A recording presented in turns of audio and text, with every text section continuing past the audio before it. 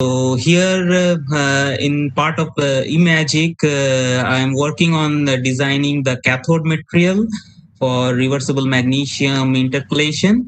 And the thing is that here I will present today my work on rationally designed spherical vanadium oxide and its performance in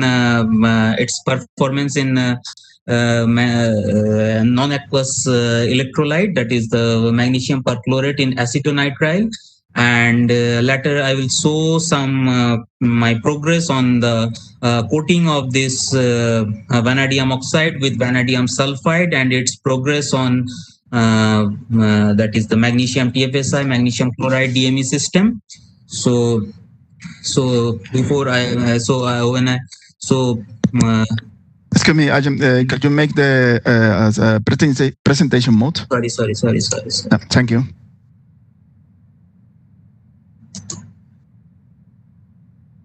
It's okay. So I'm not going. Professor Orbach already has discussed many things about why lithium, why magnesium. So I'm not going into it.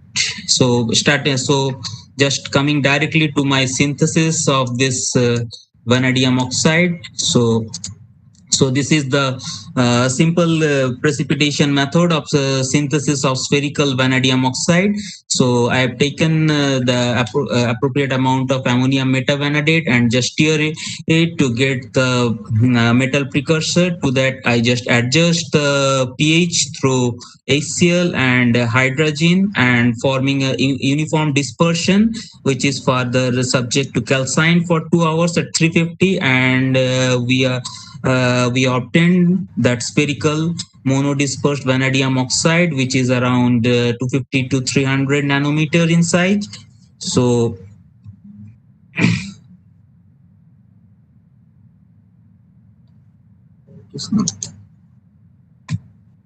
okay, so you can see the ACM images and the distribution of this vanadium oxide throughout my sample. It is highly monodispersed, and you can look the TM image that it is around 250 to 300. The organized lattice fringes are also visible, confirming the crystallinity of the vanadium oxide. So from the X-ray diffraction pattern, we have calculated the lattice parameters, and we obtained that it is alpha V2O5 with the orthorhombic crystal structure system, and the Raman spectra further confirming the perfect phase of alpha vanadium oxide. We have performed XPS studies to confirm the oxidation of vanadium, and the peak positions particularly confirm that vanadium is in +3 oxidation state. There is no other oxidation state in vanadium oxide. So we confirm from the initial characterization technique that it is perfect vanadium oxide. So now moving into the electrochemical measurement. So we performed the experiment in 3 electrode flooded cell, and we used the activated carbon in counter and reference electrode, and my vanadium oxide as a working electrode. Here we used 0.2 molar magnesium perchlorate in acetylide and acetonitrile as an electrolyte. So we can see the first discharge and charge capacity of the vanadium oxide. It's as high as 225 milliamps hour per gram at 10 milliamps per gram current density. So it is a very high capacity, which we have shown in vanadium oxide. Further, the DQDV, we can see that there are two clear discharge peaks and 3 discharge charging peaks in vanadium oxide, confirming the insertion of magnesium into the V2O5 lattice. So in order to estimate the phase transformation during intercalation of magnesium into the vanadium oxide, we performed ex situ characterization techniques such as XRD and Raman study to and ICP also to estimate the how much magnesium is going into the surface. So at this point, after complete discharge and getting the capacity up to 25, we performed X-ray diffraction, and here we can see the all the peaks of vanadium oxide vanishes and appearance of new peaks, and these peaks matches well with this vanadium 0.45 V2O5 phase.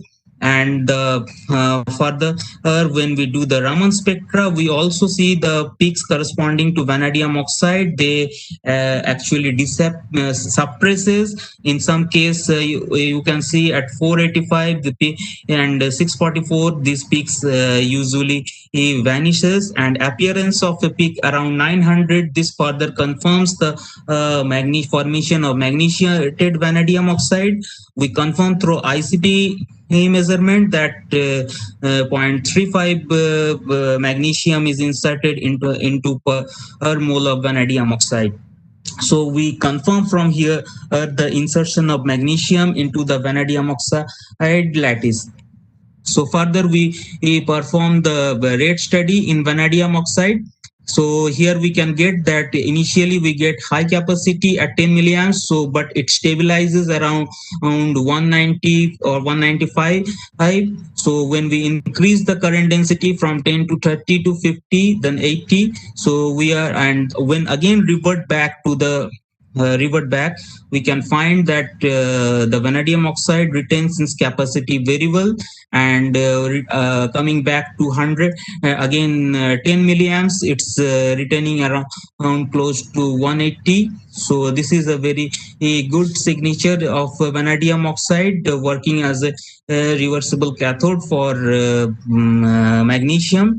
So at 50 milliampere per gram current density, we perform the cycling stability. So we can see that up to 50 cycle it is very stable, and the degradation of the capacity is very low, around 5%. Up to 100 cycle it's degrades up to 13%. So we can see the discharge capacity and the coulombic efficiency is close to 95% throughout the 100 cycle. So we can say this vanadium oxide is a promising cathode for our magnesium batteries. Further, in order to estimate the degradation of our material, we perform the postmortem XRD and XPS and ACM analysis of our samples. So we can see from the red one. Sorry, there is a okay, so the red one is the cycled vanadium oxide, and black one is the uncycled. So we can see that from this is that the vanadium oxide retain its crystal structure completely after long 100 cycle, means after red cycling, then after 100 cycle it retains its crystal structure. Only the difference is the shifting in the pattern. This suggests that repeated magnesium intercalation into the system. And we see from the ACM images that the spherical morphology was well retained after 100 cycle. And only when we looked on the XPS study, so we can see that our +5 oxidation state is completely retained after on the pristine and the cycle vanadium oxide. Only the difference that if we see the carbon pattern, we can see that there is an appearance of this C double bond O bond, and this is the formation of carbonate on the surface, and this might accounted for the decrease in capacity from initial cycle up to 100 cycle. So these results are basically published recently. And now we try to coat this spherical vanadium oxide with vanadium sulfide, that is the VS4 phase. So we use a typical wet chemical technique, And here you can see that this is the vanadium oxide. So as we wrap the vanadium oxide with vanadium sulfide, so there is a, since this is not very crystalline initially, so it is you can see that there is a little peak, and when we calcine it at 200 degree, so we can get the signature of vanadium sulfide as well. So further, so this is the TAME study. You can see that this is the sphere of vanadium oxide. When we grow vanadium sulfide on the surface of the vanadium oxide, so the flakes of vanadium sulfide, these are just wrapping on the surface, and further when we calcine it, you can see the difference in the vanadium sulfide, right, how it forms, it becomes crystalline.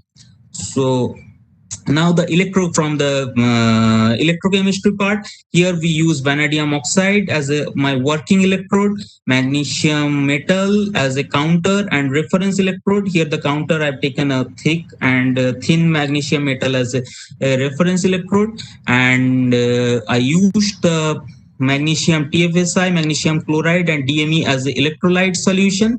So using the vanadium oxide, I can see at that initially the discharge capacity is a bit low, so after certain number of cycle it goes on increasing. So we are within 50 cycles, the capacity starting from this 30, then it at 10 cycle it goes close to 60, then after it degrades and it comes to nearly 30 milliamps hour per gram after 50 cycles. Since this work is still going, I am not able to show more number of cycle. This cells are still going on, and further when we see the values for vanadium oxide, vanadium sulfide at 200 degrees Celsius, we can still see the insertion of magnesium, and we see the see the profile of the insertion. So after within so it starts with nearly 170, then after 50 cycles the capacity decreases significantly, and we can see from here that is close to 50, but this is a calcined sample, the coating is here calcined. So further when I test the uncalcined, just wrapping the vanadium oxide with vanadium sulfide, we are getting some good capacity, and this capacity is maintained. So this is now up to, means till yesterday my cycle has gone up to 20 cycles, so I am just plotting putting my data here, and you can see that the uncalcined vanadium sulfide, it shows some promising stability and capacity in this magnesium TFSI, magnesium chloride system. And so if I sum up that, I start with the vanadium oxide. Now vanadium oxide in magnesium perchlorate acetonitrile system, so we saw that it gives some good capacity close to 200 at low current density, and it gives excellent cycling stability. So moving to the real system using magnesium metal, we saw the magnesium, the vanadium oxide, it is still showing magnesium intercalation into the system, but the capacity is somehow low. But when we wrap the vanadium oxide with vanadium sulfide, we are able to get good capacity, and hopes the stability will be better in case of the vanadium sulfide coated vanadium oxide. So I would like to thank eMagic for giving me the platform to work in this project. And finally, I thank my group for their support. Thank you. Thank you. Thank you, Ayan, for the nice talk and presentation to your last results. I don't have any questions so far here in the chat. Anyhow, please pay attention if any question arise to you. Otherwise, also I suggest the audience to please go to the recent publication from Ayan dealing with this topic and the coming ones. Yeah, so far we don't have any question here. Still nothing.